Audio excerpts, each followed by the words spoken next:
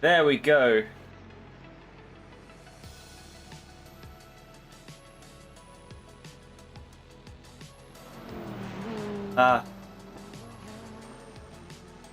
Right then. It seems there was an extra step to going live on YouTube that I did not know about. So we weren't live. So my OBS software was indeed running. I just didn't press the go live button on the YouTube studio page. However, that has now been rectified and we should now be live streaming to everyone here. I do apologise for the lack of broadcast at this time. We are currently in the middle of qualifying. We have just begun. We're only 1 minute and 39 seconds in. And first of all, it is the GT4 cars on the track. As we can see, we are most likely going to hop on board with, let's see, Rob Noble in action. Oh no. Well, for some reason, the not showing the colours for the thing. We should be seeing, if I go to the home screen, our overlay should be working. Good. I'm going to make sure I engage qualifying mode so we can see what is actually going on and who is currently on the track. So right now, Niels Core, the person we are on board with, watching from the rear chase camera, we'll pop it over to a TV2, see who's currently heading around the track, is on the fastest outlap of all of them thus far. Purple sectors all around. Daniel Sedgley seems to have yellows in 2 of those sectors. We'll see how that compares. So Mr. Burling is also out and about. Indeed, a very nice McLaren livery there. Very reminiscent of the Gulf colours of McLarens of old. So Daniel Sedgley and Niels Core both setting very respectable lap times there. The BMW driver just edging out the McLaren by about a second. So maybe not quite edging as I thought. That is Rob Noble popping into 3rd place, 1.5 seconds down. Of course, that is only the first lap. And of course, we have more laps to go. Thomas Burling, Jacob Money, yet to set a lap time, but I believe they are about to cross the line now. You have to be very careful not to go wide on this track. Very easy to get an off track in some of these areas here. I'm going to pop over to Jacob Money here. In the Aston Martin, you can see we are on a lap right now. Green sectors in sector 1 and 2. First and second part of the lap. Niels Core got a purple first part, but is yellow on the second and third. That might not be an improvement. However, Daniel Sedgley, whilst not quite improving in the first, has improved in sectors 2 and 3 and now sector 4 as well. But could it be enough to move him up into the lead of this race? That is the question.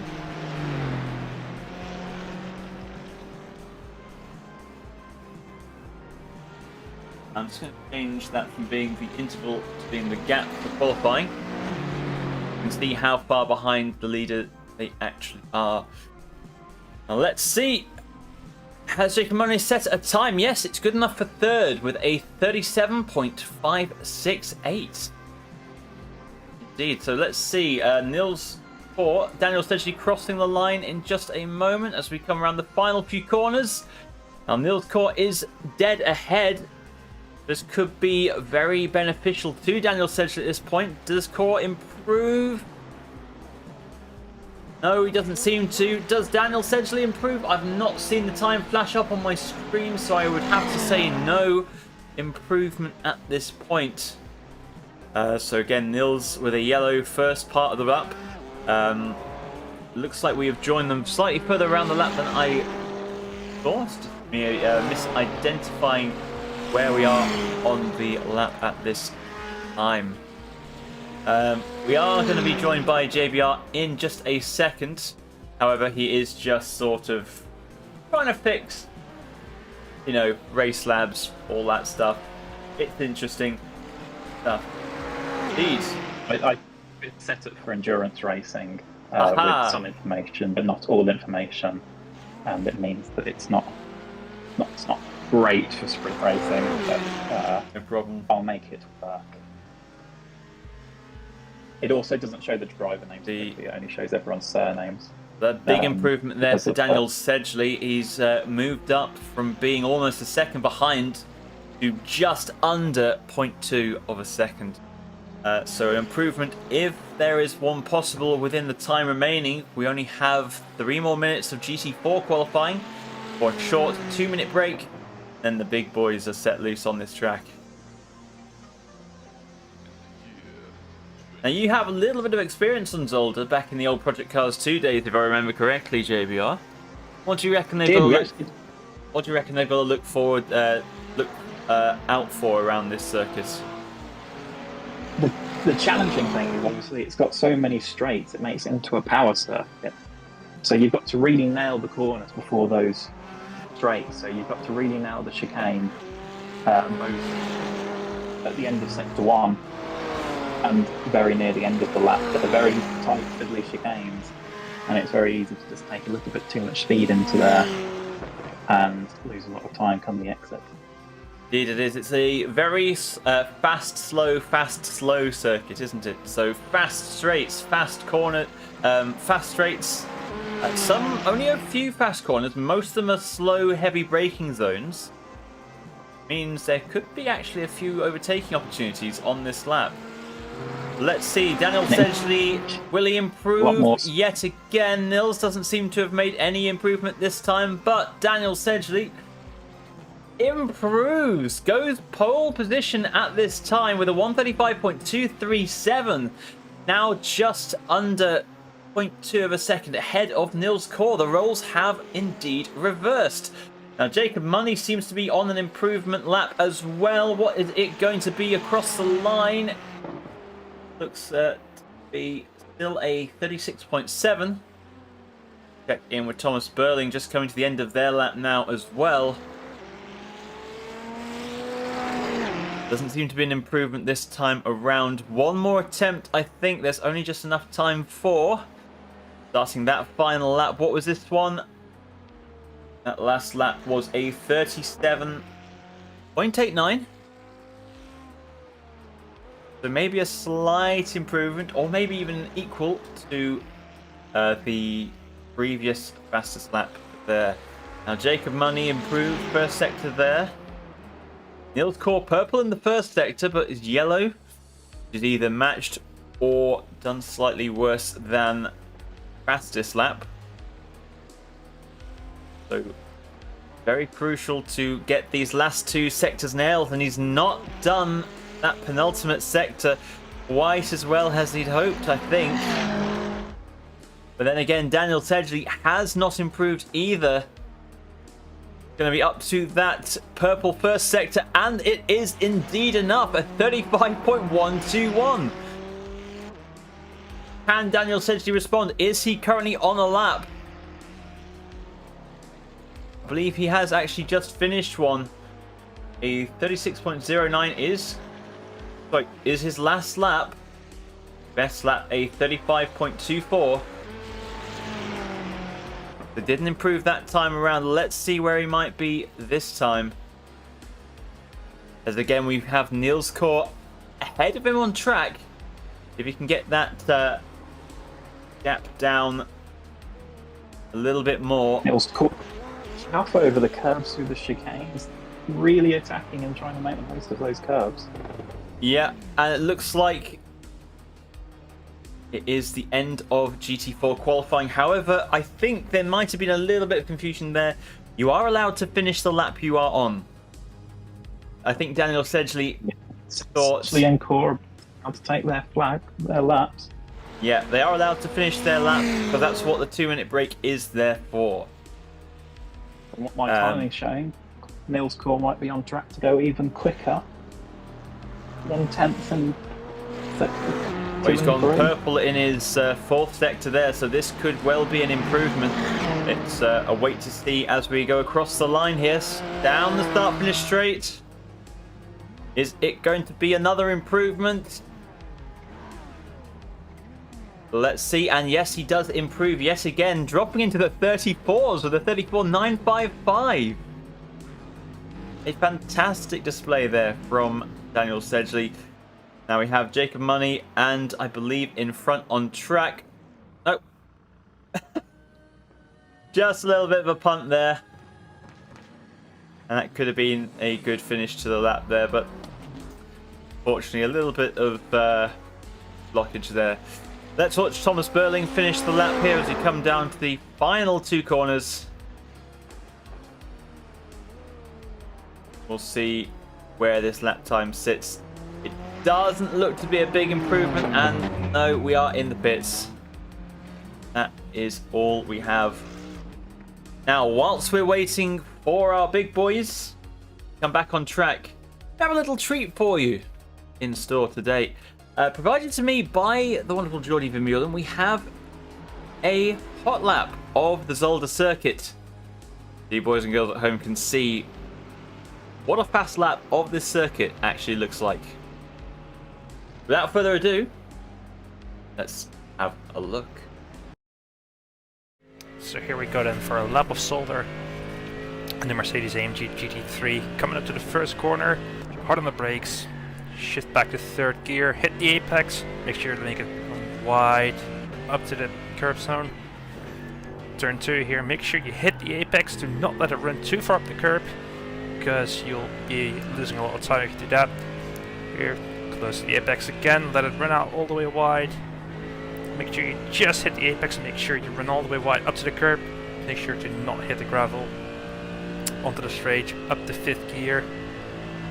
Brake hard into the ABS all the way back to 2nd gear. Hit your apex, hit the apex here. Make sure you accelerate hard out of the chicane.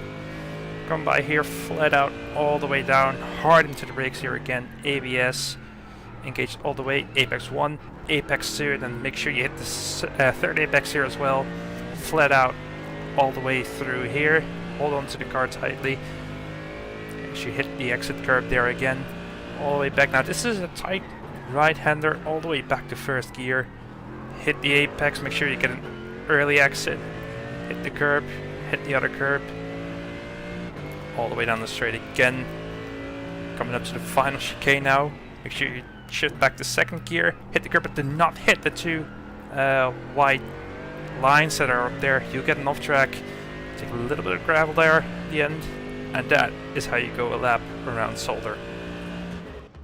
Oh, I can't see purple sectors. Don't see purple lap.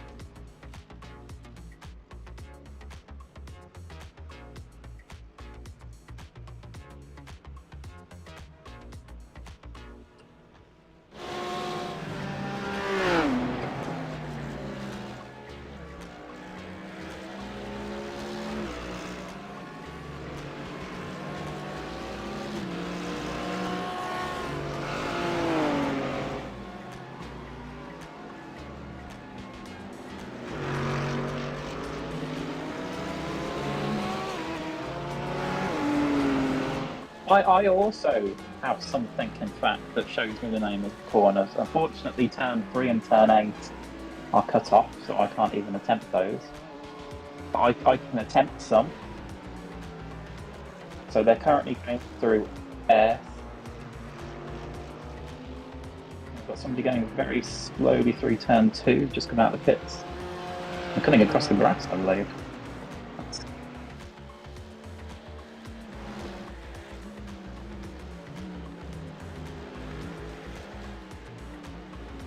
I'm just going to go and grab my phone. I'm going to leave you the wonderful JBR She'll be back in just a moment. Right, we'll watch this lap. I believe he is on a hot lap at the moment. As he comes through into what used to be called chicane. Taking cruise without the curve. It's quite flat through most of those parts. You can attack it quite nicely. Even still, GT3 cars are fantastic. Hopping over the curves in some of these corners.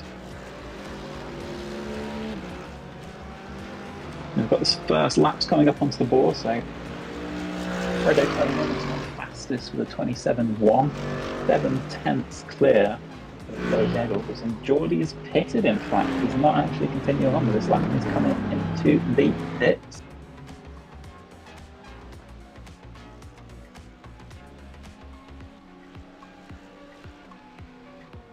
I've got a nice gaggle of cars around the high 27s, low 28s.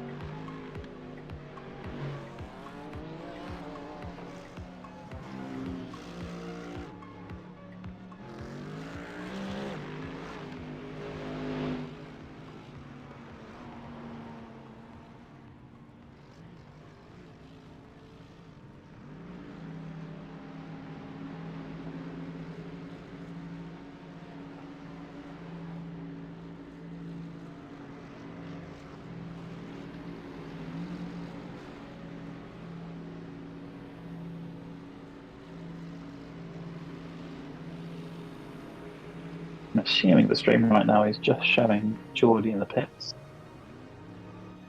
So this is effectively radio commentary for the next few laps, but Fredo's continuing round on another lap. And it looks as though he's up again on these sectors, so I think he might be going even faster and going into the 126s.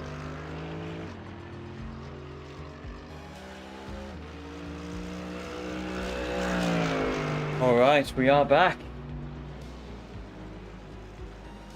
Let's see who's on a lap time. So, Fredo's pushing a little bit too much through turn one. He got a little bit sideways just had to correct himself as he nearly went onto the grass. Well, we can see that Fredo is currently 0.7 ahead of the... comfortably ahead. It's very comfortably indeed. See that Marco Erdmann's on the track. Sophia Ridpath yet to actually take to the circuit. She's driving in the GT4 class, so I believe she might have... I don't know whether she's got a quali ban or something along those lines. Or whether she might just be deciding, I'm going to do a last to first challenge. And overtake all the GT3 cars in turn. Exactly.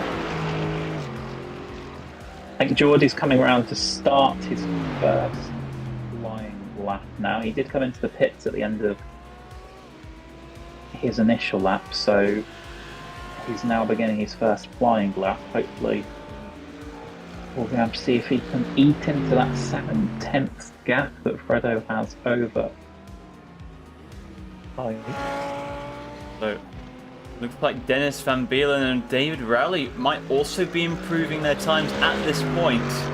David gone a little bit wide on entry into turn 4, touched the grass, and it's put him all out of shape as he's gone through turn 4. He'll have to abandon this lap and go down the next one. See how he does with the chicane. That's the sort of driving that Gus would be proud of, though. I would imagine. And Marco Erdmann's just coming across the line. Let's see where he's sitting. Don't think it's going to be much of an improvement. It's a 27.5 though. That puts him in P2. Gap for sure. Gap is very much closed. 10ths behind. It looks like in front there. Coleman does have the home field advantage after all though. As should Geordie and Loic. And he does have 44 as his number, and we know from a certain 44 who's globally renowned that it's a strong racing number to be under. There we go. Let's have a look. Geordie's potentially improved there. Done a 130. That is probably the one that we saw. If you see, look, Eggel's got a purple second to last sector. This could be an improvement. What's that done for his time? It's pushed him up to a 27.61, so time has improved, but it's not quite enough to break into P2. And he's Here we not go, going Jordan's to go to his for... next lap. Here we go, onto a fast lap with Geordie. Let's pop into the cockpit on that roll bar. See how things look from the inside. Hard on the brakes as we go into the second chicane here. Very important to get this right. It's kind of almost a three-corner chicane. That last one really is important to hug the inside of. And it's hard on the brakes down into the hairpin. Now the hairpin you have to keep tight because the road doesn't go off to the left until a little bit later there. Got to say, Jordan's 10 seconds to get to the line. This session finishes in 5 seconds. I don't think Geordie is going to. Will Geordie make this lap? No. Geordie unfortunately hasn't made it to the lap. He will start in 5th position. I've got to say, it was within about a second. Within about a second of making it to the line there. That is extremely unfortunate. Well then. Wow, this is set up a very exciting grid for this race. Oh, very much so. So, let's have a look at where we are right now. So, qualifying. See where we are. So in first place on the grid today, we have Fedo Komen for .exe Esports, closely followed, 0.26 of a second, by Marco Erdmann, one of the Dutch, Austrian and Swiss drivers. Then Loic Eggels, the sole Lamborghini in this championship, in 3rd place. Dennis Balin coming home in 4th. Then we have Richard Hausfeld starting in 5th. Most definitely has had his coffee this time around. Jordi Vermeulen, the driver we just saw sending us around a fast lap, currently actually sitting in 6th position, but has David Raleigh just behind, so this could be interesting. Dropping down now to the GT4 class, we have in 1st place Nils Kaur, closely followed by Daniel Sedgley. Now these two have a history of very closely fought battles, so this will most likely still be one to watch. Sophia Ridpath hasn't joined us on the grid this time around, so we'll either be starting from the pit lane or not at all as we go underway for our formation lap. Then in 10th place, Jacob Money coming home with a very respectable time in 3rd in class. Final 2 positions are Thomas Burling and Rob Noble rounding off the grid. Just like the start of the old Formula 1 game.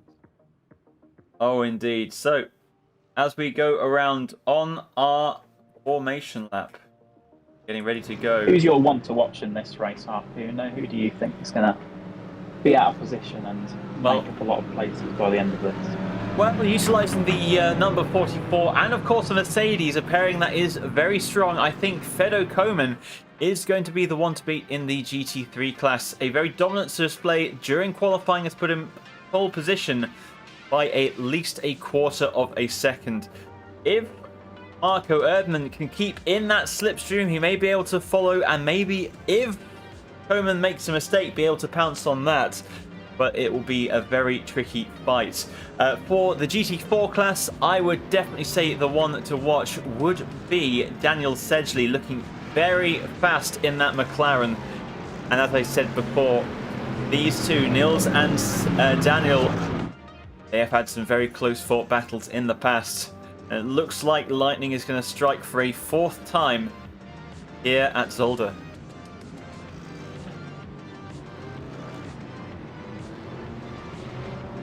As you can see now, the GT4 cars are leaving. A 25-second gap between the GT3 cars. Just so there's not too much chaos on the start. It's the one thing you don't want at the start of your race, which is you don't know what's going to happen in that GT3 pack, and if somebody spins and blocks the track or whatever happens, you just don't want that effort and pain of having to hustle around with the GT4 cars around you as well. So. Precisely. We'll move our timing tree back to the intervals. We can see just how close together these cars are.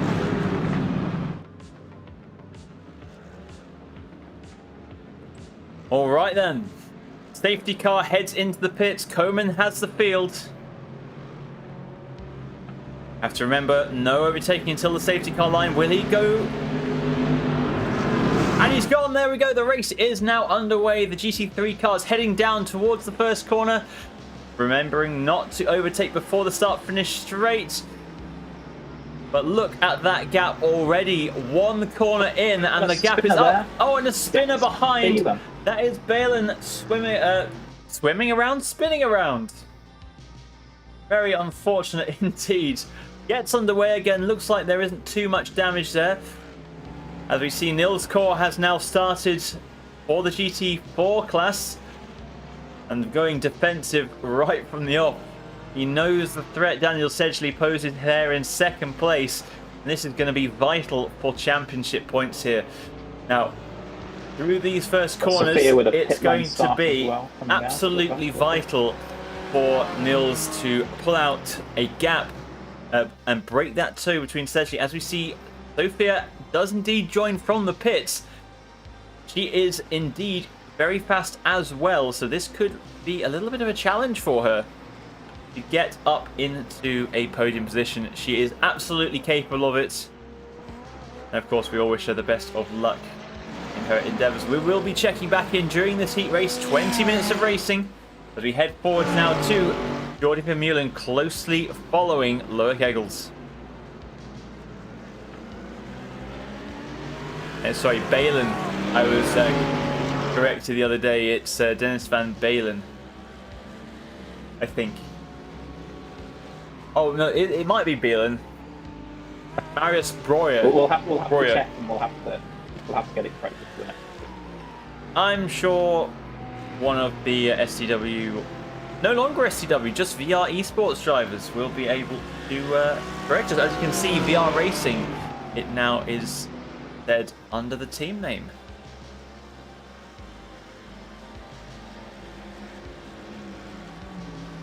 I forgot to pause me. Now here we go through the chicane. And look at how close it is between these two. Vermeulen looking very racy indeed as we come up into the chicane. Will you make a move? No, so elects to stay behind, but this is allowing David Rowley, the Ferrari driver, to catch up behind. These three teammates having a right-up battle. No, David Rowley. Spin. Sorry, Richard. Was that? That was Richard Household spinning around. Not Dennis coming up where he... Thankfully, Richard was able to get off the track. And he's got a nice little gap back for rejoining there, but gosh, got that was underway. Let's have a quick look back at that. See what happened there.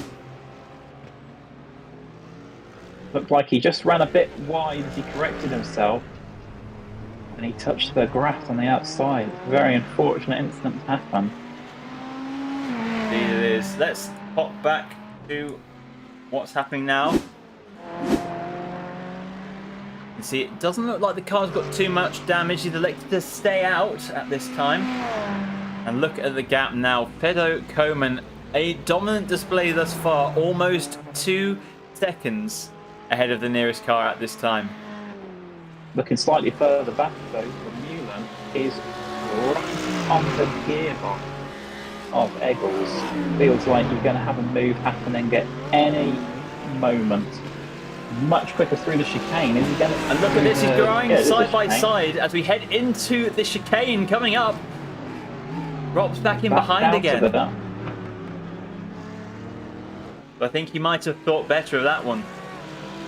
He had an extremely good run there through there. It wasn't far off being side by side, door to door. Oh, indeed, it is very, very well closely fought between these two. As Looking it back is, down to the GT4, it looks like Sophia's starting to try and make her first move. Saying that, she's been very, very lucky to avoid an incident there. Unfortunately, Robert Noble's gone a little bit wide out of turn 4, which I'm not going to pronounce. no, I imagine not. He's gone It onto looks the like, gravel.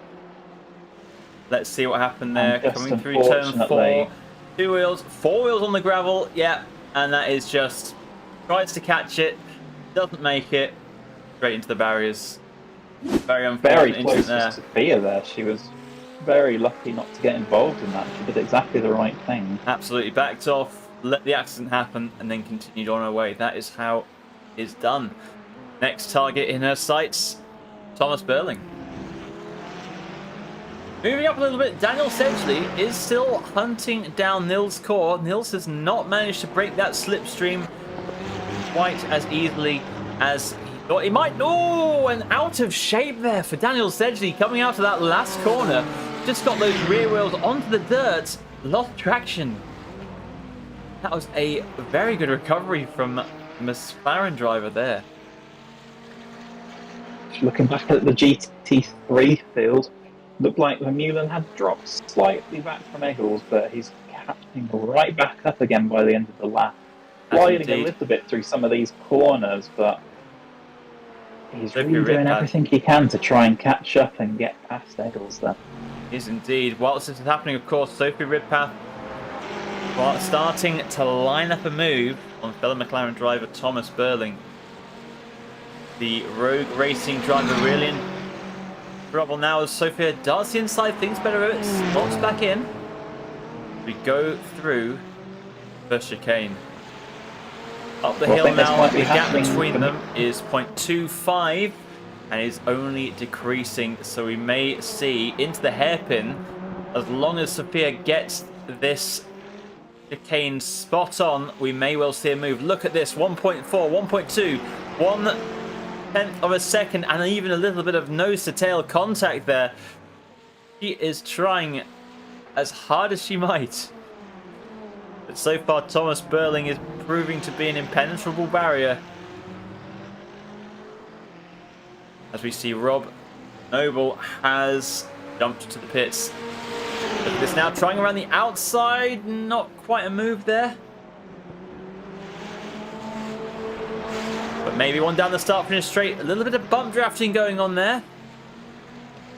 Front and rear of those two cars melding. Will we see it? Will this move stick into the first corner? Last of the late break as Sophia on the inside. Almost contact between the two of them. That would not have ended well for Burling there. I think Sophia just had to back out of it at the last second there. Indeed she did. That was very close indeed. So let's pop back up to Jordi Vermeulen. We're going to pop away from this fight for just a second, just to see how our two drivers are. Looks at this point maybe that Vermeulen is biding his time. Ooh! Got a little bit over the curb there in turn 1 and he's lost a bit of time. Based on his previous laps, I think he'll quite easily be able to recover that time, but... Quite possibly. Look at this. Sophia, much better drive after the first chicane. Has the inside line through the corner just over the hill. And now into the chicane. Has taken that position. Sophia Ridpath up to 4th in class. What an accident. As the switch back in action there, she just took it much wider through the left-hand part of the chicane and just got such an unchallengeable run. Have a look back at that. Thomas Burling could have done. You can see just coming out of the chicane, just gets the better drive on the outside as well. Taking that outside position, Thomas not really able to do anything after this point. And we're straight back into the fight between Jordi and Loic. Two Dutch drivers vying for the final podium position. As you can see, Erdmann and Koeman really stretching out that lead. The gap between Eccles and Erdmann, 7 entire seconds. That is quite something there. You can see Ridpath making her way up the field yet again. Has a fair amount of work to do to catch up to Jacob Money before the end of this race, as we are nearing the halfway marker at this point.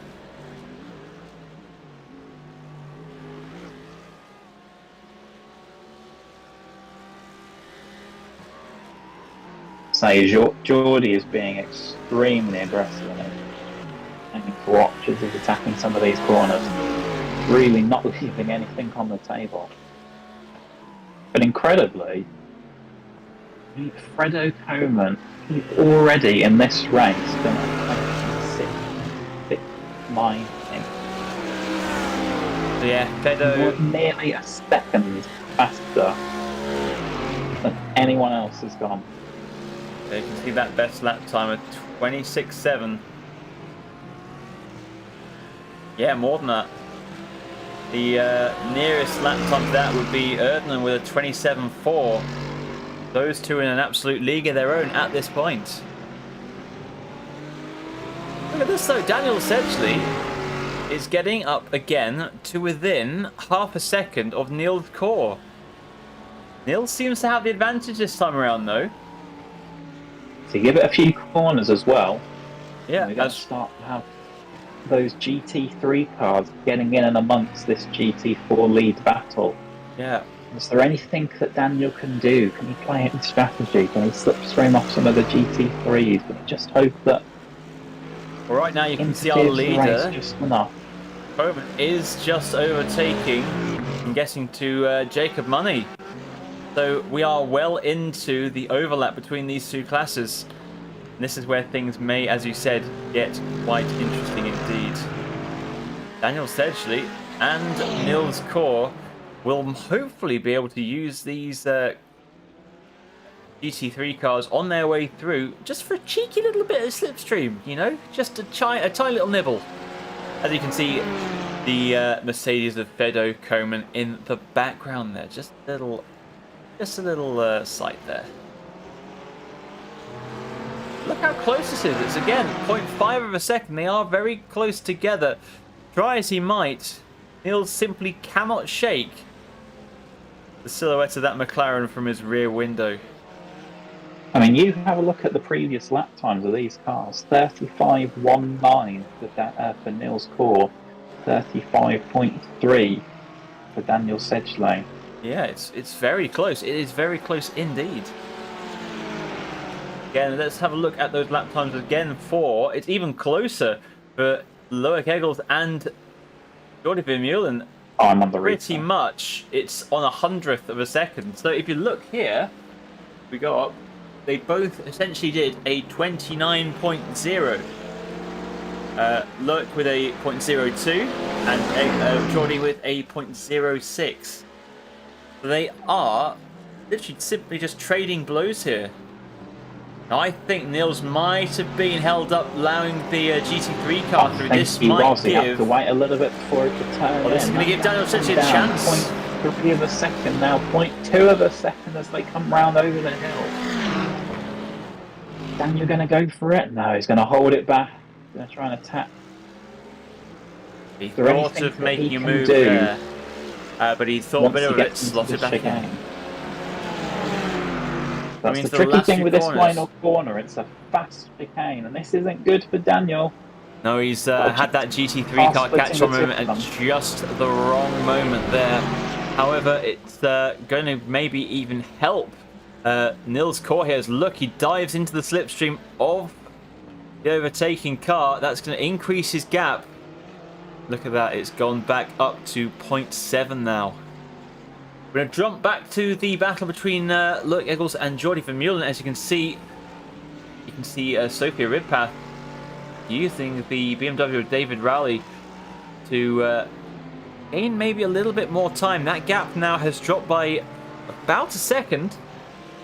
So Sophia is slowly catching up to the back of Money, but not fast enough to catch that place. And speaking of Jacob Money, we are heading past him now. You can see Sophia in the background, gets on the gravel into the barriers. That is going to be a significant bit of damage there for Sophia Ridpath. Ironically, it's in exactly the same incident that happened when she was trying to overtake Robert Noble earlier in the race. Indeed, so it looks like it's trying a little bit too hard there. It's not popped up on my incident list there, unfortunately. It seems we're having a little bit of an issue with our incident reporting part here.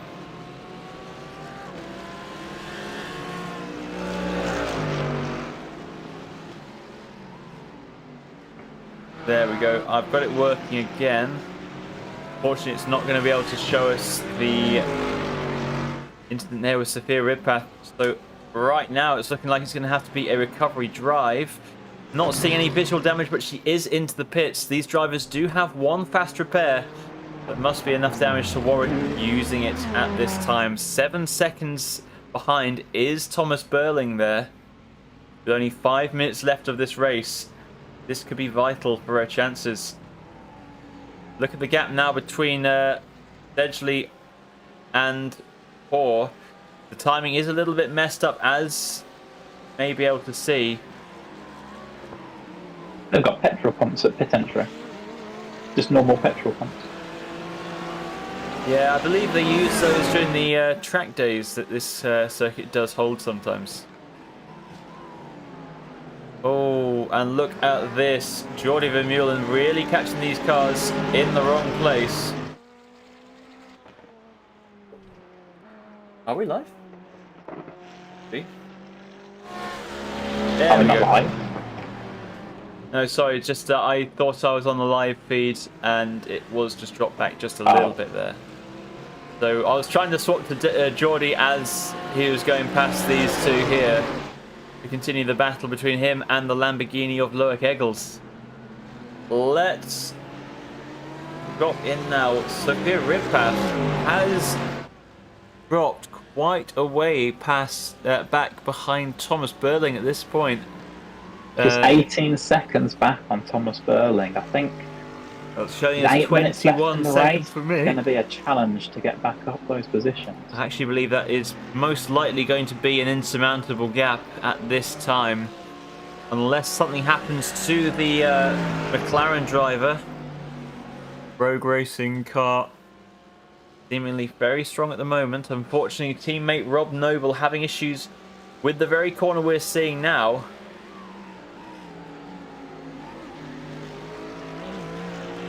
Barring anything happening there, I think this is basically what we are going to be seeing. Let's have a quick look back then. Just seeing where we are. Seeing our fellow drivers on the track as well. So, David Rowley, one of our BMW drivers. Had a solid race so far. Actually gained 2 positions since the start. Was on for some good championship points. I think that might well have been down to Dennis and Richard's incidents there. As we see, Dennis Van Balen overtaking fellow teammate, but different class, Niels Kaur. Just noted that similar livery there, JBR. Did you see that? Which one was that, sorry? So if you look at the cars of Dennis Van Balen and Niels Kaur, you will see they have the same livery. Yes, indeed.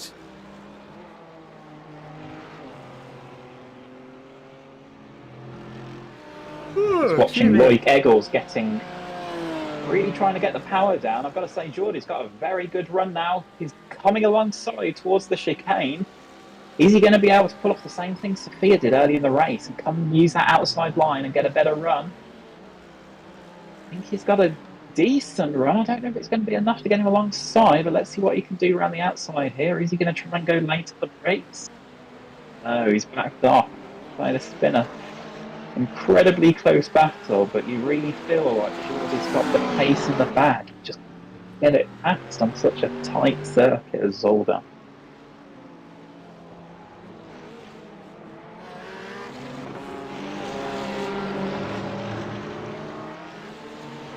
Just needs that little bit more send.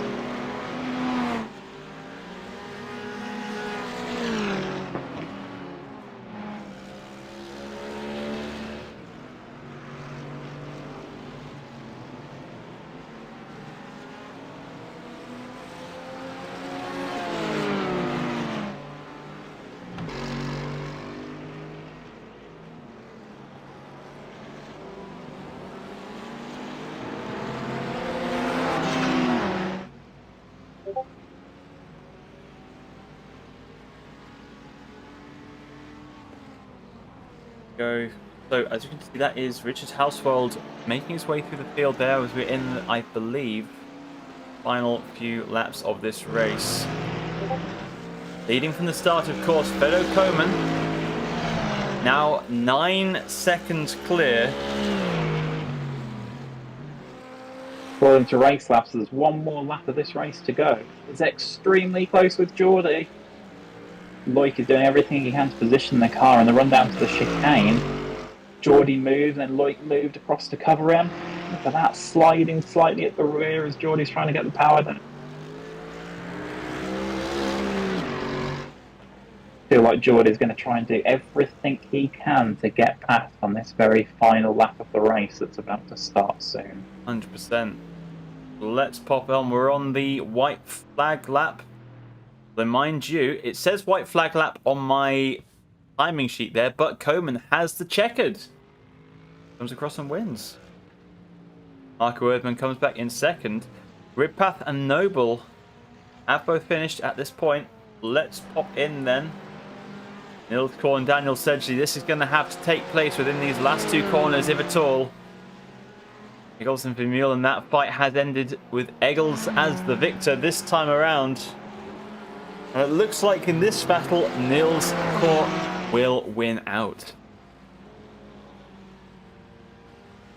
This has been quite the race. It's been a tricky track. It is a tricky track to overtake on, is Zolder.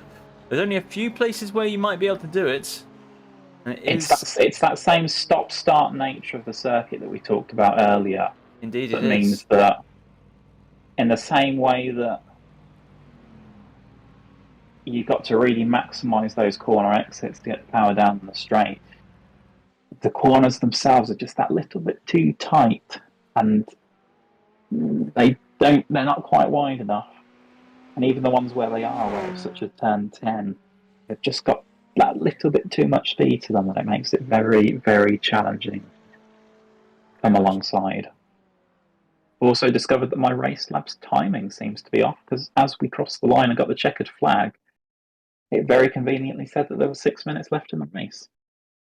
Yes, Race Labs does have a little bit of an issue in that regard, where it can give you the wrong remaining time. I've had that a few times as well, and it also affects your fuel calculation too. Is unfortunate. So it did estimate the right amount of laps. Actually, no, I say it estimates. Check out the results. results. There is a hard cap at 15 laps. So, well, we can check out the results for that race there. As you can see, coming home very decisively in first place is Fedor Koman, leading by 10 seconds. Second place, Marco Erdmann. Third place is Loic Eggles, the Lamborghini driver for VRE Racing. Followed rather closely indeed by Geordie Vermeulen. This was a fantastic battle to watch during that race. David Rowley, fellow VR Racing teammate, in 5th place. Benefiting quite nicely, I think, from Dennis Balin and Richard Hauswald issues. Spin at the start for Balin, and Richard just getting on the wrong side of the grass coming into the second chicane. Unfortunate mistake there, but there is now a feature race with the top 6. That is Fedor Koman all the way down to Dennis Balin flipping around.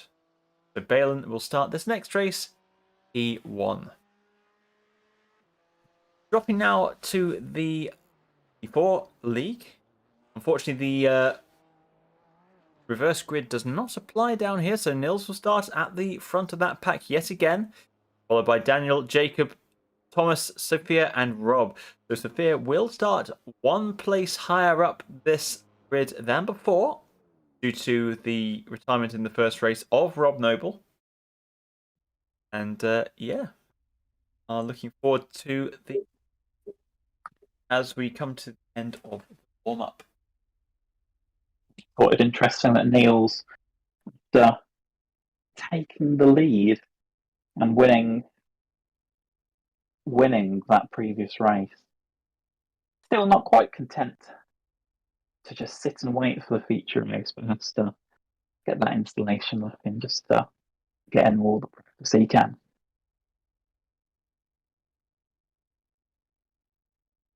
Well, we have a few minutes of a break here. Wait for our next session to begin. What did you think of that race, JBR? And what do you reckon that's going to be looking out for in the next one? I've got to say, the two fights, Daniel Sedgley and Nils Core, and Loic Eggles and Jordi Vermeulen, were incredibly exciting races, and I cannot wait to see what battles we have. I, for one, am looking... still have first grid order with this next race. Just for the top 6. So, unfortunately, if we did a full reverse grid, I do believe iRacing would... unless you click a certain few settings, I think it would do the whole field, which would certainly be very interesting, wouldn't it? Just put the GT4s at the front for a start of a race. Very, very much would. And I think that would probably be a fun thing to do. Imagine just having a reverse class grid. That would be quite hilarious. Just do the same split where the GT3s are 24 seconds behind the GT4s. Give them a head start. And then release the GT3s. Alright, just less than a minute left of this warm-up phase here. Again, I reckon the ones to watch, as we know, Fedor Koman, unless he gets caught up in passing all of the drivers ahead of him, there will be 5 drivers ahead on the field here. Unless he gets caught up in an incident passing one of them, I think it's going to be yet another dominant display. Of course, as I said, he does have the 44, and he does have a Mercedes.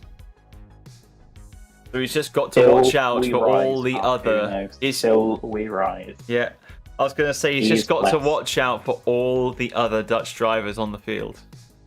Indeed. But anyway, that is the end of the warm-up as we head now to the grid for our main race of the day.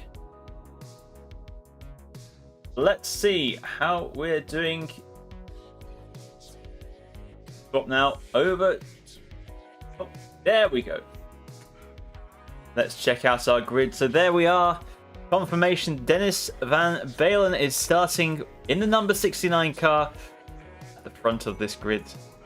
David Rowley in second place. The BMW driver is going to take full advantage of this. The long BMW is more suited to longer, faster circuits, but can still be quite racy with the right person behind the wheel. Jordi Vermeulen starting in third place there, with Loic Eggles behind. So the battle that we were just watching in the previous race has now been flipped on its head, and this will be a very interesting one to watch. Marco Precisely, Erdmann I think Jordi will be making sure he can stay in front at the start of this race. Otherwise, he may have a long 40 minutes being behind the vehicles again. Indeed, he will be. Well, in fifth place, we have Marco Erdmann as the safety car makes its way down the start-finish straight to take these vehicles on their formation lap. The Fedo also in sixth place after winning last time around. You can see the GT4 car is just waiting on the line to make that gap between the two classes. Richard Hausfeld in seventh place, the last of our GT3 drivers. Hoping to make up for the one who got the the short chicane. straw with his crash. It is unfortunate how that has occurred. Now, the GT4 class, as we are following around now, Nils Core heads the way, followed by Daniel Sedgley, Jacob Money in the Aston Martin. A very solid third place finish. We'll see him gaining some well-needed points. After the first few rounds, we had a few DNFs. Thomas Burling and Sophie Ribpath round up the field with Rob Noble, I think. Yeah, Rob Noble is on the field here. He is. Sophia Ribpath disconnected though on my screen. I don't unfortunately believe she is with us for this array. As far as I can tell, I believe we Are going around again? No? No, we're not. Never mind. I get confused sometimes. Some of these corners look very similar to me sometimes. That's Yeah, why the it track is. map on my screen is especially helpful. When you do happen to have that, so it is quite a fun thing to have. Can in fact show whereabouts our vehicles are on circuit if we do pop the track map on. We have that.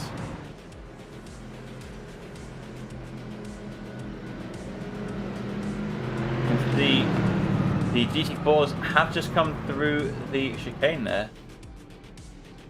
Richard Housewell drifting slightly back there from the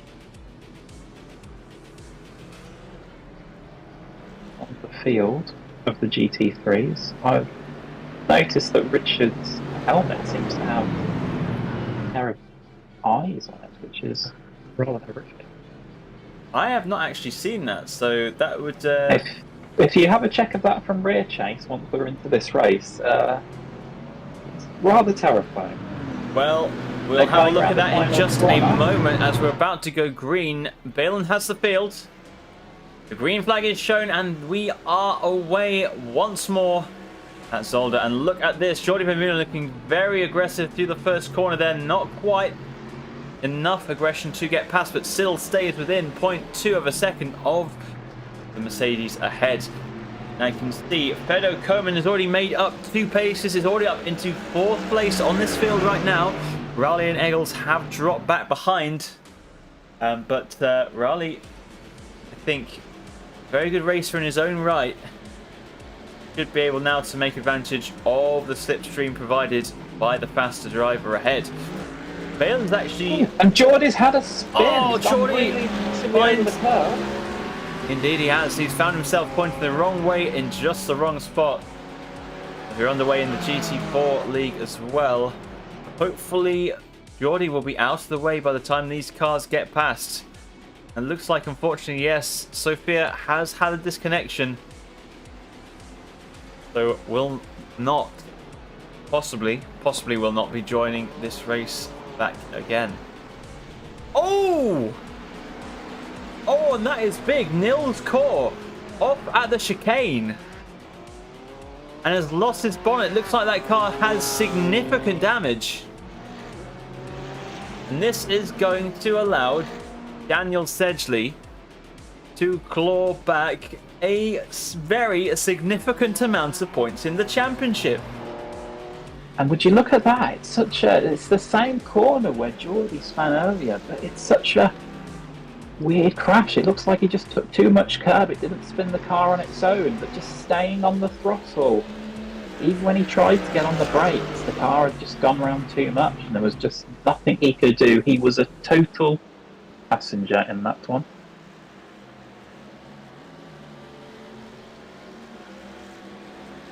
Who's that? We've got Jacob Money, who's in the pits as well.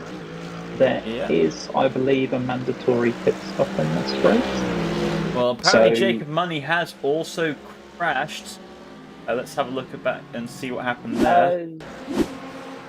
Jacob Money has just driven Jacob Money through a gap in the pit wall. He's driven through a gap in the pit wall onto the trip in the pit lane. Interesting. Not quite sure at all what happened there. I don't know if that was the game connecting in a weird way, or potentially that's just a new pit entry that we're not quite aware of. Another crash, apparently. There's a couple of... What is that? Is that the... Oh, I think he tried to go into the... Oh yeah, he went through the gap there for some reason. I'm not sure what's going on with him in that respect. Let's have a look at Nils's accident there. So, I think this is on his way back from the pits, so we'll go back here a second. Nils went off the track back here. Coming through the chicane. Go... Yeah, and just loses the rear, having gone over the curbing on the inside of that corner. And then it's just a passenger into the barriers after that. Now look at this. Dennis van Balen has managed to open up quite a large gap between himself and the rest of the field, but now has Fedor Coman bearing down his neck. As we actually see, Jordi Vermeulen has now set the fastest lap of the race at this present time. 27.61. How's that happened? Is it not even... Are we even a lap into this race? We're on lap 3 of the race. Yep. Jordi's only just come out of the pits. Well, I it's the fastest lap of the race so far. I think what's happened there is Jordi's taken his fast repair and now has got clean air. If we look back at where he is, look at this, he is on his own. He's got no one in front, he's got no one behind. He's just head down, focused, get on with the race. But look now, Fedor Coman has jumped into the lead. Got Loic Eggles trying to make a move on David Raleigh there. He's trying to go down the inside of turn 1. Couldn't quite make it stick, so he's going to see if he can come back around, switch it back. It might really going to well go be the inside into turn 4. Can he make it stick on the brakes? No, that is a very brave move right there. But this is allowing Richard Housewell to come through. Oh my gosh, they're literally rubbing paint down there. Can Richard hold this around the outside? Yes, he can. Very nicely done there. Richard Housewell up into 5th place. A improvement already. Last time, look at this. Something has happened back in the GT4 class. Looks like Rob Noble has had another issue there. Let's see what happened there.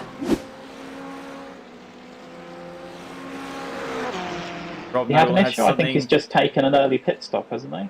Yeah, I think there's an issue with it saying that a driver has crashed when they're entering the pits, which is unfortunate. But that might just be it. You know, it might just be this needing an update at this point. Looks like Nils Poor is out of the car, but I think that damage is fairly significant. It's a shame, even with the fast repair, that he wasn't able to make that. Indeed. So Richard Housewell here, yet again, on the tail of a car in front. Oh, and this is interesting. Loic Eggles has pitted, so he's seen what Jordi's done in the clear air, and he's clearly decided, you know what, I wouldn't mind a bit of that clear air myself, thank you very much. Indeed. Could all be down to strategy, even though it is, I think, David Raleigh consumes too much sausage and spins through the first chicane. Let that be a lesson to you all. On this day. Oh yes. You could say that was one of the worst lines through that corner. And yes, RSF in the chat saying they really like chicanes here. They really do.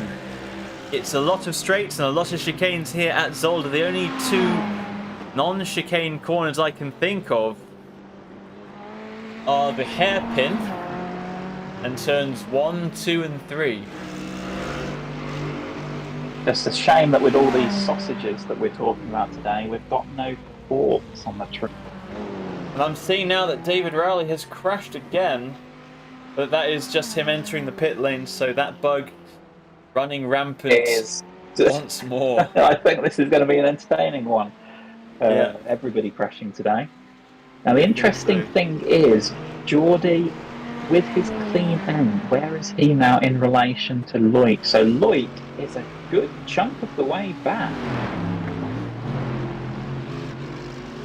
I'm not quite sure. Oh, since Jordi had a spin and went into the wall, I would have thought he would have gone low.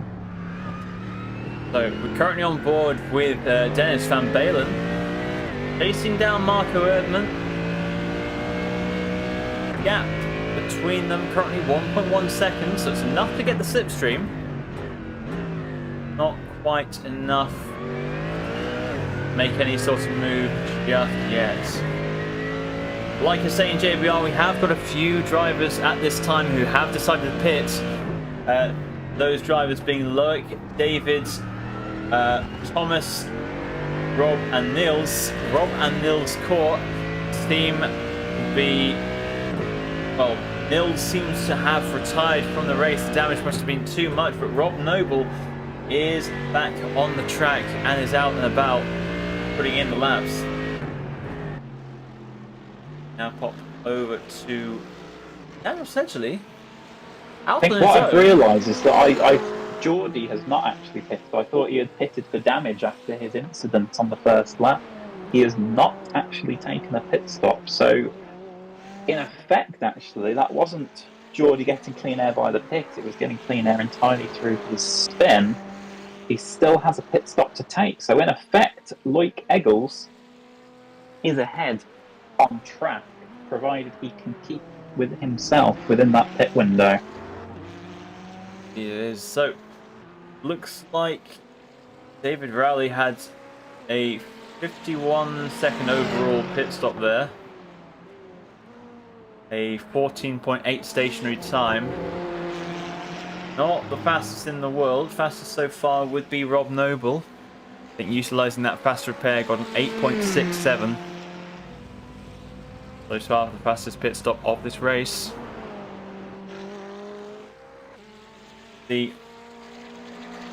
Let's have a look in with David Rowley. Had an unfortunate incident there earlier in the race. Just got the wrong part of the curve there.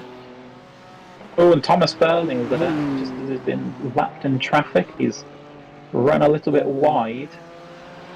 Almost lightning striking twice there for Rowley there. Got to say, just having a look at some of these pit times at the moment. So, Robert Noble, he was in the pits for 40 seconds during his pit stop. Now, I have just seen the eyes on Richard Household's helmet. They are terrifying, are they not? They are staring into my soul. I think if I go onto this camera, this is the rear chase camera, you can just about see into that cockpit. And my goodness me, that's terrifying. I suppose you only get eyes like that after you've drunk far too much coffee. Maybe you need to cut back a bit. I think you should be switching over to having a Red Bull. Quite possibly. I do hear it gives you wings. Looks like Dennis Van Balen actually has a Twitch link on the back of this car. So if we go to the rear chase cam, sorry, the chase cam, there you go. Jamie Pounderino. Do be sure to go and follow them on Twitch. I'm sure they're probably streaming this race live right now. Not that I've actually checked. I have not checked. They might not be live. They might be live. But yeah, could be yet another cockpit view for you to watch. One thing that's going to be very interesting over the course of this race. So I can see that David Rowley has now also completed his pit strategy. But if we have a look in the GT4 class, Thomas Burling currently 38 seconds ahead of Robert Noble. So 40 seconds is what Robert's pit stop was. Now obviously not all of that will be the time lost in the pit, so we're probably talking in the window of 30 to 40 seconds the time lost. So we'll see if Thomas Burling is able to pull that gap, but at the moment he's a few tenths of laps slower than Robert Noble, so looks like Robert Noble could be on track to pulling this up to second place. Indeed he could. Right now, the gaps aren't quite enough to between any of our drivers at this point. They are some quite somebody went gaps. very, very quickly into the pits there. That's Geordie, he's coming in. So this is what we talked about earlier. So this is where we're going to see these pit strategies. So Geordie, 35 seconds ahead of Loic Eggles.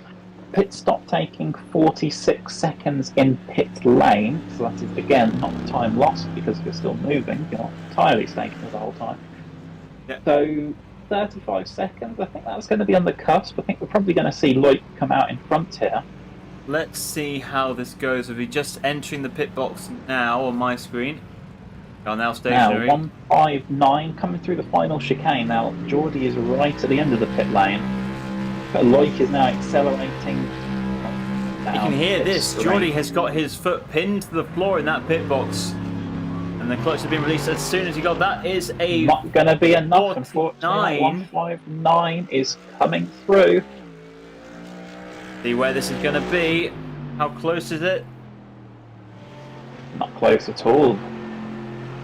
Yeah, look at that. Very much. 4-second gap at the moment. I think it might be even larger than that. But yeah, 3.8. Very much a good way up the road there. See these drivers gain and loss of position here. Vermeulen is one who's lost 3 positions since the start thanks to the reverse grid. I think the thing now is that if we look at just the fastest lap, so Geordie's fastest was 27.6. Loic has only managed a 28.2 and last lap he did a 29. So Geordie's probably going to have a decent stab at catching up. And we saw in that last race that Geordie seemed to have a lot more pace, but the one thing that he couldn't do was overtake. Oh. Looks like Fedor Koman seems to be down in 3rd place. What's happened there? Koman has not pitted.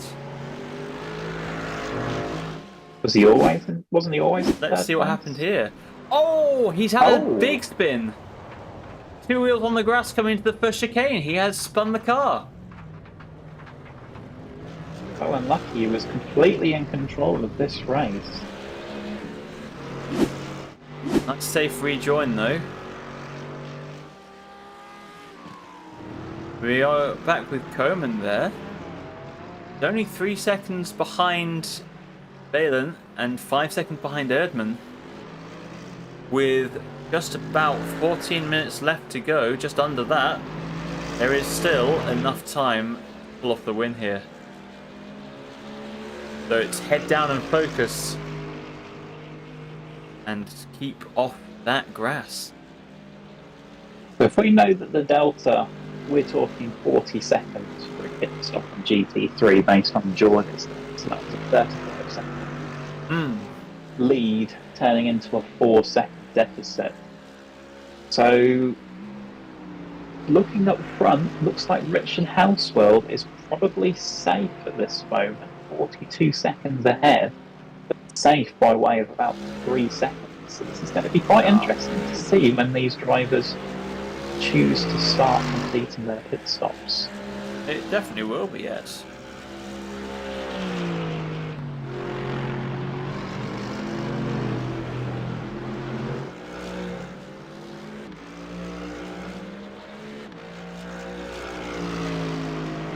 I just realised I can actually pop this on as a extra thing.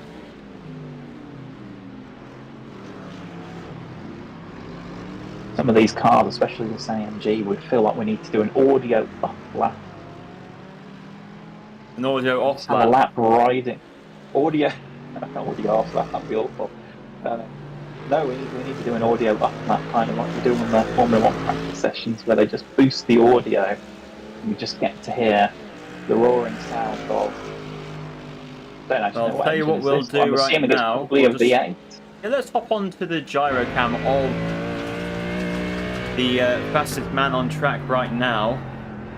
Fedor Koman trying to make his way back up the field at this point. Listen to this engine, the V8 twin turbocharged motor powering this GT3 car. They all roughly have about 500 or so horsepower, thanks to the regulations. But we know the car that is based from this car on the road does have about 700 or so. It'll be interesting to see. can't remember whether this has the same engine as the previous one, which is I believe is a cross-plane, or whether this has the same flat plane crank as the AMG GT Black Series, but of course modified for racing. Look at this now, the gap down to Baylor in front is 0.6 of a second. Now the roll bar and the gyro camera are exactly the same here. There's not really much Look at difference this! with the gyro. Right up close he's going behind for now, it. he's going for it. Makes them looks- look like they're in a different class with the amount of speed difference that Fredo Coleman's got there. And he's absolutely sending in on the brakes as well. That is a pass well and truly before turn 1 there. Up And into look at second his place. fastest lap. Fredo Coleman has done a 27.0. And if I recall, I think that's like nearly identical to what he did in the previous race, qualifying. Exactly. But yeah, he has a second advantage in terms of fastest laps. On that previous lap, he was 1.2 seconds quicker than Marco Erdmann. In 3 laps' time, Fredo Coleman could be sitting on his gearbox.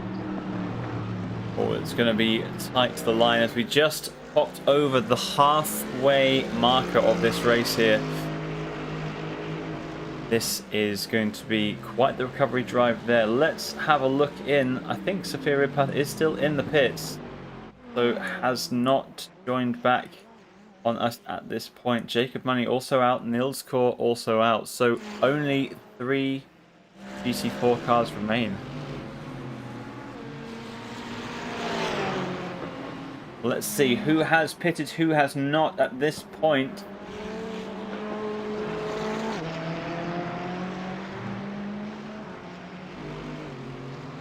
So pit stop, let's see. So Hauswald, Valen, Coleman and Erdmann have yet to stop at this time. Eggles, Vermeulen and Rowley have all made their stops. And the only one in the GT4 class, if you'll excuse me, who has stopped is the driver we are watching right now, Rob Noble. So, a gap between them, 48 seconds. This could see Rob Noble, if Burling and Sedgley have slow pit stops, we could see him taking the lead of the class.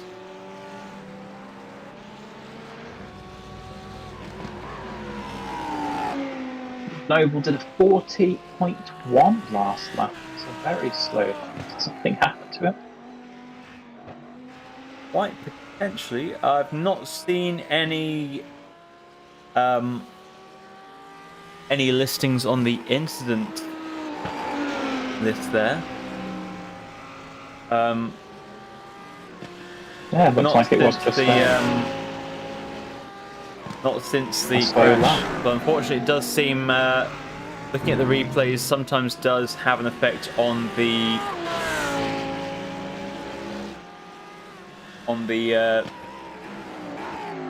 incident list there.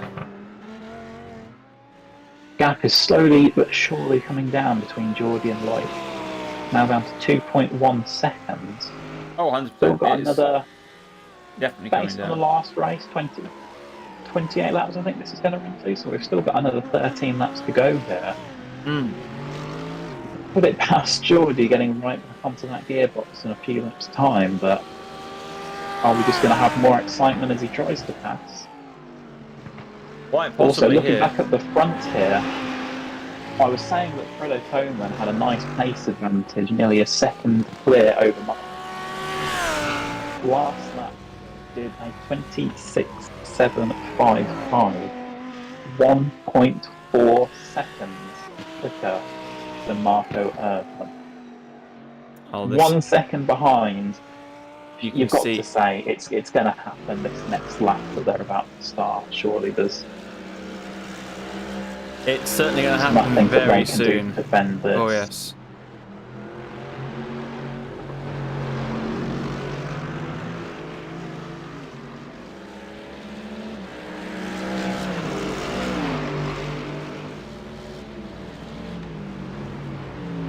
See now, heading through the second and third corners. The gearbox on Erdmann's car is starting to look bigger and bigger.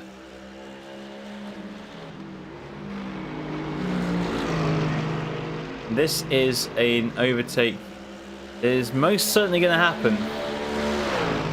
Maybe within the next few moments. It very much feels like when, Yeah, not if. most definitely there. As we come up to the second chicane, will Bowman try the outside? No, not quite, but Look how much I speed he think... had on the brakes in comparison. Oh yes, Probably oh the yes. level of grip there. Well, as you can see, I He could be believe... pulling alongside down here. I mean, if he's that confident on the brakes again. No, stay behind, but interestingly you saw Marco start to cut towards the apex just as Fredo was pulling further away, just maximising that radius through the corner. I mean, oh, and Marco pits. He's decided that he doesn't even want to get involved in this. And he's just going to do something else entirely, but Yeah, with the pace advance we've seen from Fredo, I don't think there'll be much options. I think we know exactly how this is going to come out at the exit. I think he's held off as long as he can, holding off the charging Fredo Komen. That Mercedes is flying right now. Getting absolutely blistering lap times. His last lap there was a 26.76. So again, well over a second faster than Marco Erdmann there. Let's see what this pit time is for Marco. 12.47 stationary, 48.18 on the line there. That's the pit stop done and dusted. No more required, as Daniel Sedgley has now entered the pits. There we go. So my instant list here has been very quiet, mainly because nothing has actually really happened. It's been a very nice and steady race. I'm curious. Oof. What happened there? Not I was again. about to say. I was about to say. I'm curious to see if Fredo Komen is going to. Yeah. Yes, I was going to say. Are we going to see Fredo Komen come into the pits here to just cover off the pit from a lap before for Marco Erdmann? And there was a GT4, and as you very well know, that to maximise your pit entry at Zolder, you basically just don't brake for the final corner. But when you have a GT4 who is braking for the final corner, well... Yeah, it can be quite tricky there. Richard Hausfeld apparently has crashed, but no, he's into the pits. That is a pit stop happening just there. And look at this, Marco Erdmann. I think Fredo Komen had a longer pit time. Yes, look, 51.2. Marco Erdmann is in the lead again. The Komen has it all to do yet again, with just over a quarter of the race to go. This time the deficit is 2.4 seconds. But now, fresh pit stop, fresh fuel. How will it affect the handling of that car? Has Erdmann got a lighter car by any degree? He could well help out there. As we know, Fredo Komen is really wanting to get in front of Marco Erdmann. Erdmann really would like to finish this race as high as possible, as the points difference between them is about 3 points. So a win from Erdmann here would move him to the top of that leaderboard. With the final chicane now for Komen, gap has come down a little bit there.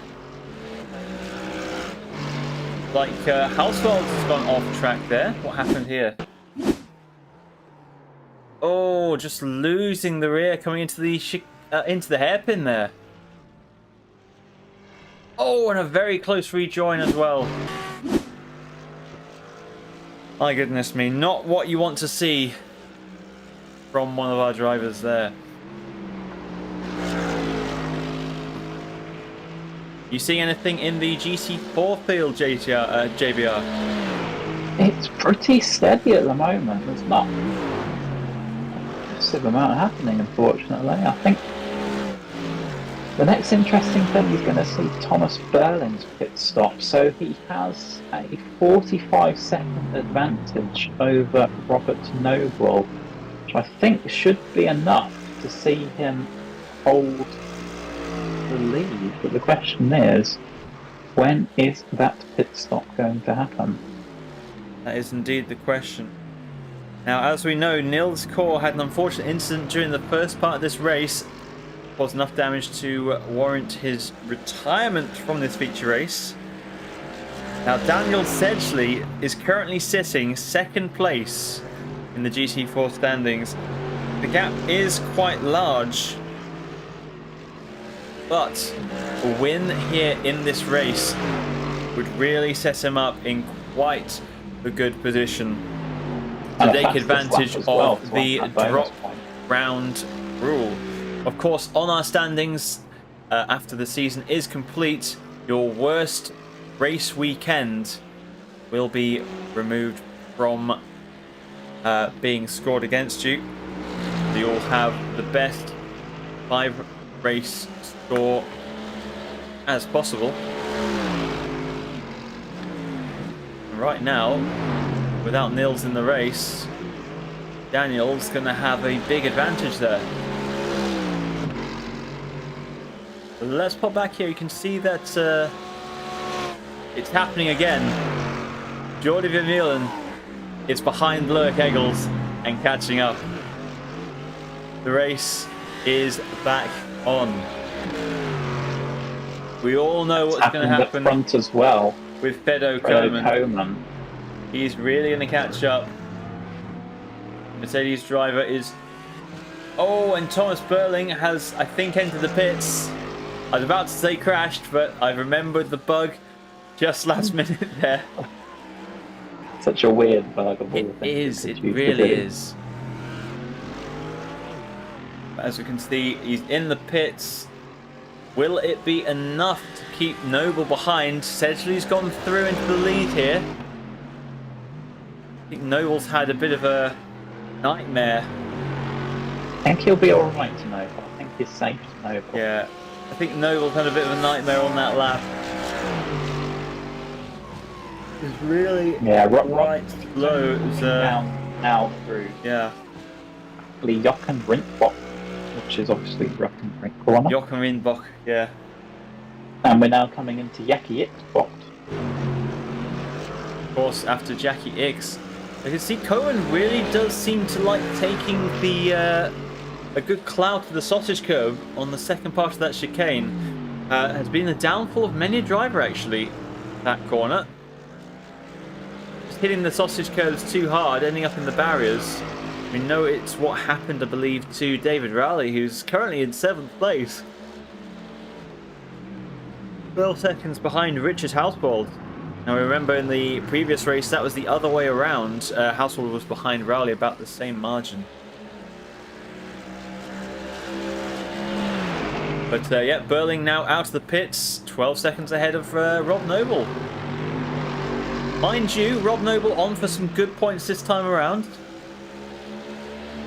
Be good to see, as I believe the move is coming.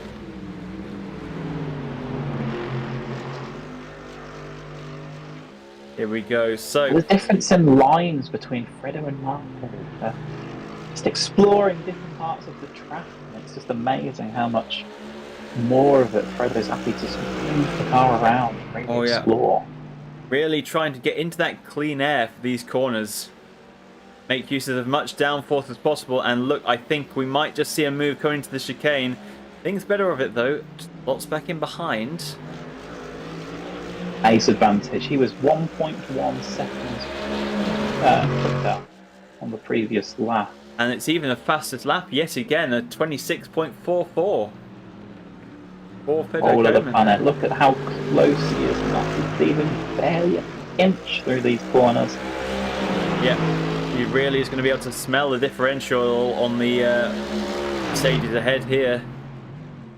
Coming up to Boulderberg, and then it gets cut off, unfortunately, for my track map. But well, I hear that corner really rocks. But the 111 car now really under attack. The 44 trying his hardest to get through here as we go through the last two corners. Look at the drive Bowman has had out of that corner. That gap is tumbling down. Will Erdmann defend? Goes to the... Oh, he's blinking. He's blinking. yeah. Oh, a scary moment there as Marco Erdmann blinks in and out. But through turn 2, up the inside, door to door. And Erdmann is hanging on. An inch there. Hold it together quite nicely there. I think Fredo's realised that he's not been able to get him into any of these normal, logical overtaking opportunities. I think we're going to see a move here going to the chicane, though.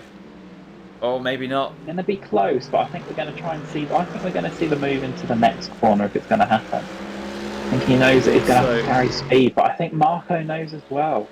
He's worked out which corners he needs to hold the speed, and if he can hold it through some of them, the rest doesn't matter.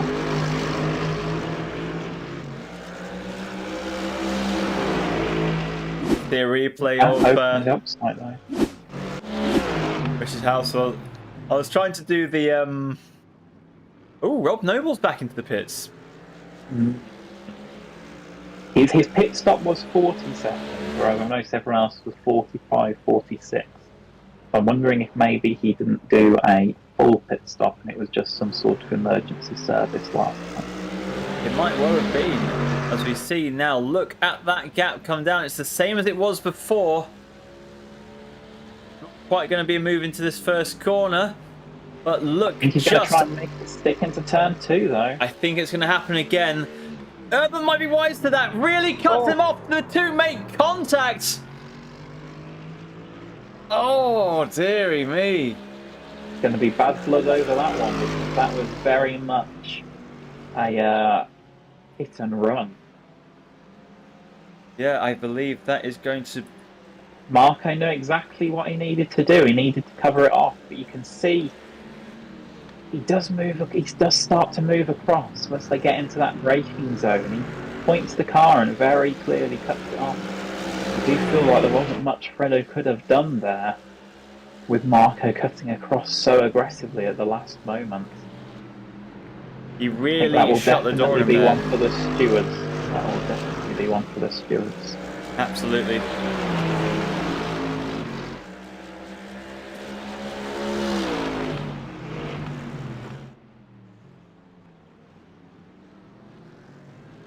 But look at this. I think he might have let him back through at one point there. Look at this.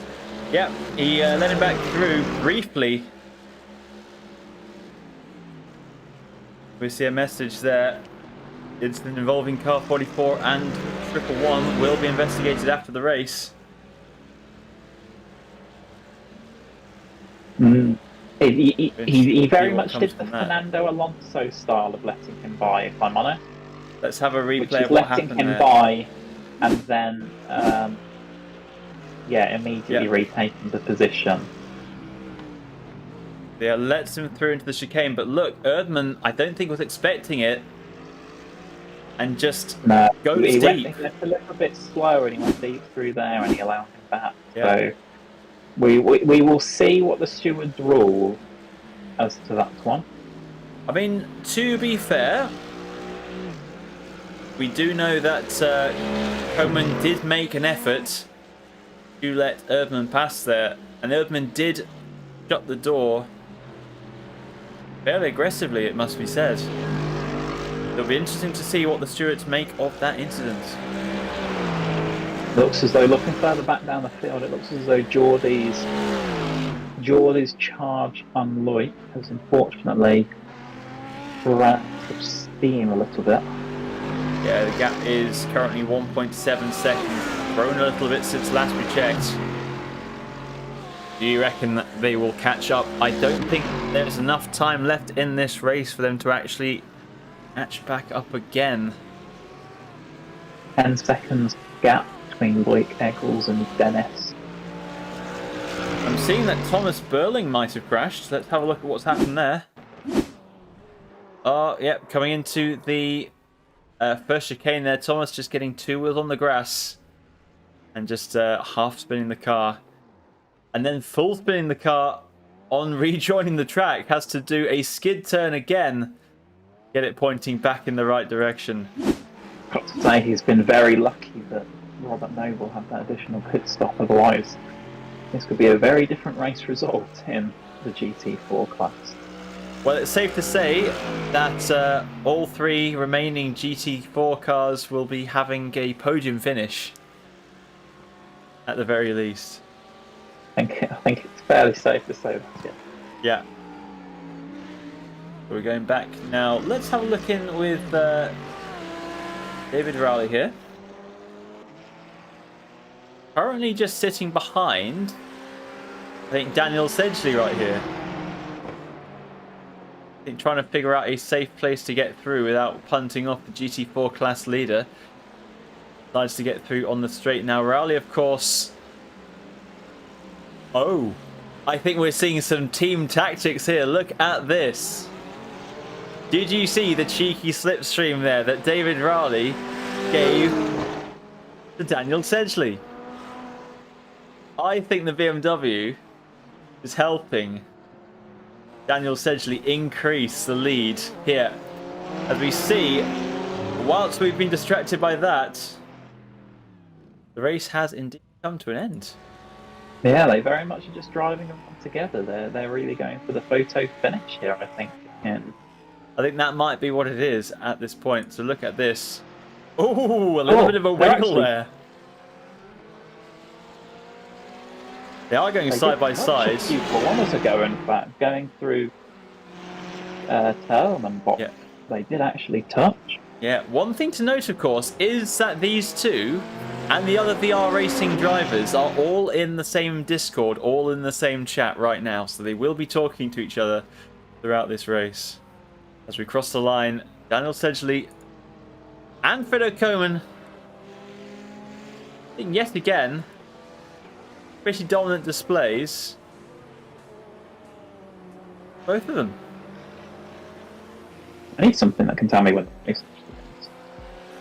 Ah, yes. The iRacing thing would probably do that a bit better. If we have a look on iRacing versus what it's saying on my screen here.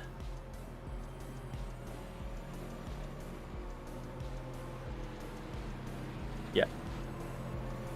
We still have about an hour of remaining time of the session. And no friendship has occurred this time, so you know how to usually have friendship. Oh, a little bit of friendship has happened. Here we go.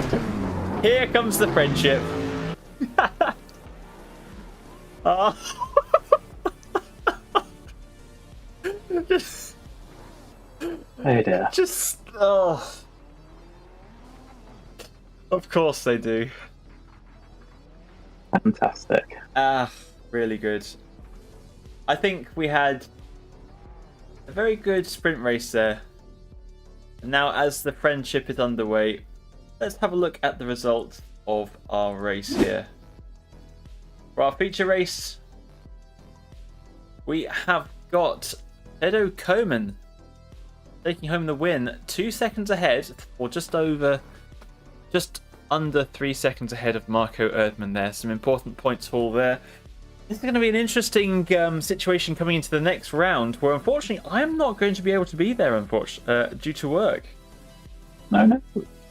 So the streaming duties may well fall to you, JBR. I will have to work out how on earth to stream. Indeed. You will have to liaise with Sophia on that, as she is the YouTube channel master. We have to add you as a channel manager at some point. Looking down through, Dennis Van Balen coming home in P3. I think, due to the absence of David Ritrath this time out, and David has already had his drop race, this will most likely move. As we see, I think the points are being updated as we speak. So yes, it has live on air. We can see that Van Balen has jumped ahead of David Ritrath there. We're just waiting for Vermeulen and Sophia to finish updating the points. But let's keep looking through. Lower Kegels coming home in 4th place. 159 Lamborghini putting in a very respectable race this time around. I think it might even be the same position finish as before. Oh no, not quite. We had a 3rd place finish as before, as Friendship continues behind us here. Moving on to 5th, Jordi Vermeulen, a strong finish. 5th place won't really gain too much. David Rowley is still behind. Ritrath is still ahead. The gaps, I think, to the absent driver of Ritrath has definitely decreased. So less work to do in the remaining 2 rounds. David Rowley and Richard Hauswald in 7th and 6th respectively round out the G3 class.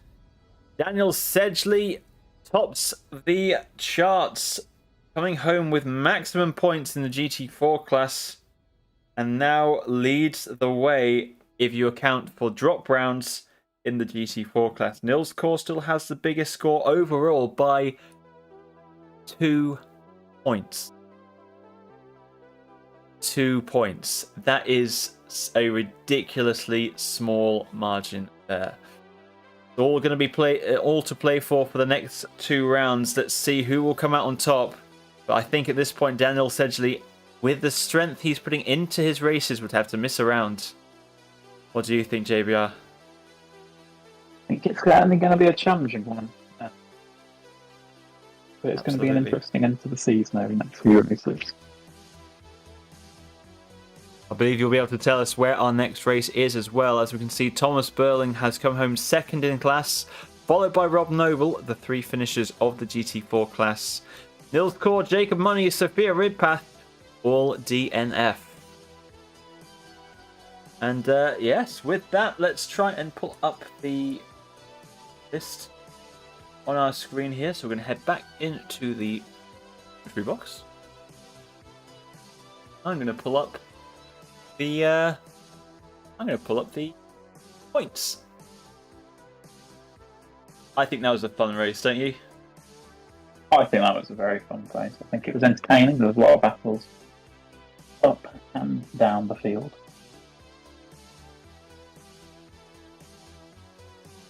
I believe so too. So we're just going to pop on to 50%. As we can see there on the screen, the current points standings. Yet to be confirmed whether the points have been fully updated. I have not received the ping from Geordie as I had last time, or Daniel as I had last time. But I think Daniel will be very pleased with that performance there, and it is certainly one that I think he should be proud of. That was a very good race. No problem, Fedo. A massive congratulations for yet another dominant showing there. That first race, quite honestly, was just flawless. Just flawless. As we see Dan Sedgley in the chat there, letting us know the points are indeed updated. The points you are seeing on the screen are the correct points. Fedo Coman still in the lead of the championship on 189 points, followed by Marco Erdmann on 180. And now well in the lead if you count for the drop round. So what are we looking for the next race? Who do you reckon is going to be to watch next time out? I've not managed to see the calendar. So next week, I believe it is Brands Hatch, from what I've seen. Oh, I reckon that's going to be another good one, don't you? I think that'll be a very exciting session for GT Series. And then very end of the season, in 2 weeks' time, we have Le Mans. Oh, and I I do don't know if believe. that's the full circuit or if that is the... Well, actually, it must be the circuit. Well, So considering the game does Bugatti not have circuit the isn't in Bugatti iRacing, circuit. Yes. will be the full circuit. So that is going to be one heck of a finale on one heck of Going a to be a track. test run of what Le Mans will actually be like in 2024 Exactly. or 2023. Well then, I think